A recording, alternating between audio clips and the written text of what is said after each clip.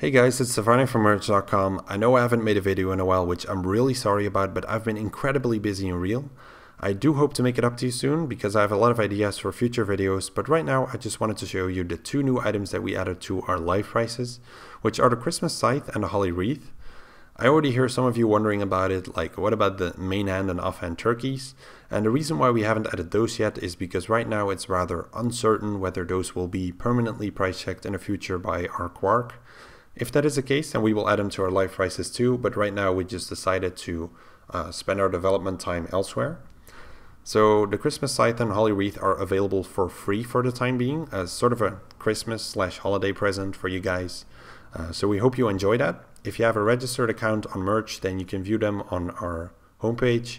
And for the VIPs, it's also on the VIP homepage and on the live prices page. In the future, we do plan to make these VIP only, so they won't be there permanently, but right now it's something that you will hopefully enjoy. As you can tell, they've already had quite a journey since their release, and I've been getting a ton of questions about them, with the main question being, will they rise after they get discontinued?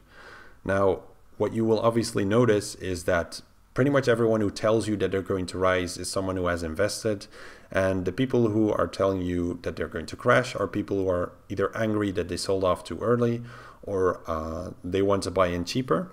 So there's obviously a problem with people who don't really have a clue on what to do, and then the people who want to take advantage of them by telling them what to do. As always, I am as unbiased and impartial as possible because I don't really believe in talking the value of your items up. Or I would be leaking you guys or telling you guys a lot more often what exactly to buy and sell, which I don't do. So I just think that you should let your money speak and not talk others into buying or selling. So in this case, I'm just going to give you a few insights that I believe are important on whether, on what exactly is going to happen to these items in the future. So right now, you can tell they've already had quite a rise here in the beginning after their crash. And there's something really interesting about that, which is the fact that it was rather community driven. There were a bunch of people buying it up together, and that's what caused the rise here.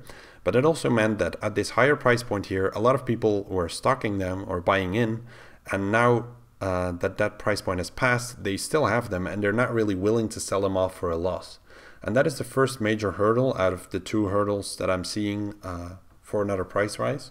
So this first one is that a lot of people are kind of stuck with them at a higher price point and they're hoping for the price to go back up to that point so they can sell it for break even, or perhaps they're stupid enough to hold on even longer and risk making the same mistake again. Either way, that is the first major hurdle, because whatever rise is going to happen, these people will be waiting in line to sell them off at a higher price point to be able to break even or profit.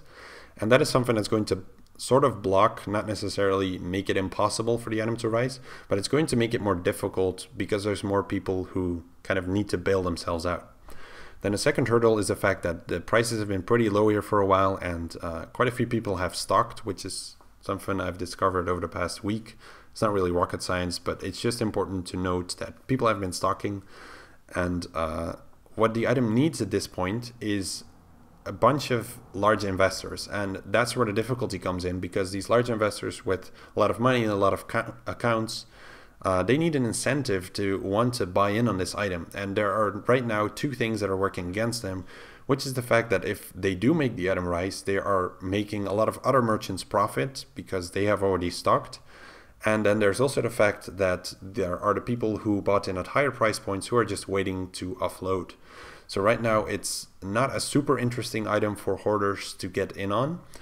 So if the rise does happen, it will be rather community driven rather than driven by only a few individuals with a lot of money, because they would basically be making other merchants money and bailing out those who have bought in too high. So that is a problem with the Christmas Scythe.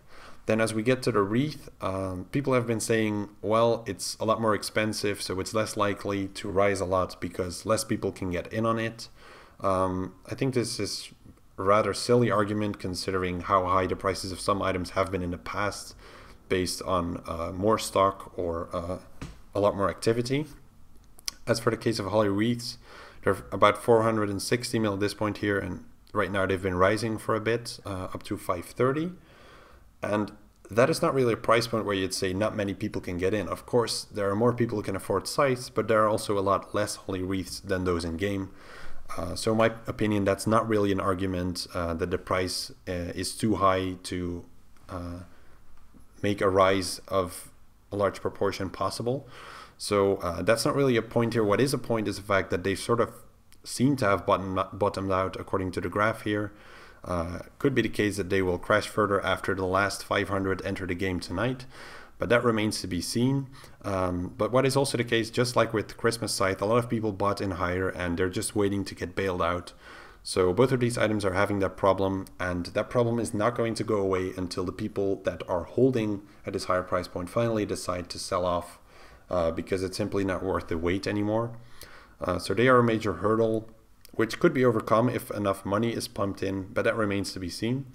So those are just my opinions about these two items. Whether you want to buy or sell them, make it your choice, and only do it if you really believe in it and not if your friend tells you to do it or if you saw some random person say it in a chat. That's it for these. Other than that, we've made some updates to our live prices along with it, so those will now be getting a lot more updates as our developer has improved the way the whole thing works. So if you check something like, let's say, the purple party at graph, which takes a bit to load now because there are a lot more prices added, then you will see that it has a lot more detail to it. So you can see over the past month here, you can see a ton more updates than there were before, which is something I hope the people, the VIPs will enjoy a lot. We do have a lot of plans for the future, but right now a lot of it is behind the scenes. Our developer has been making some great updates behind the scenes wise for us to manage everything. And in the future, we do plan to start adding more updates again. So that's it for this video. I hope you guys have a great time. I wish you good luck with, I guess, the final raffle tonight. And I hope that in the Easter event, we're not going to see a bunny tail, a main hand rabbit, an offhand rabbit, and a chocolate scythe or something like that. I just hope that Jagex is going to really keep it down on these rares. But either way, we'll see. Have a good time. Good luck with your merchanting, and I'll see you all again next week for another video.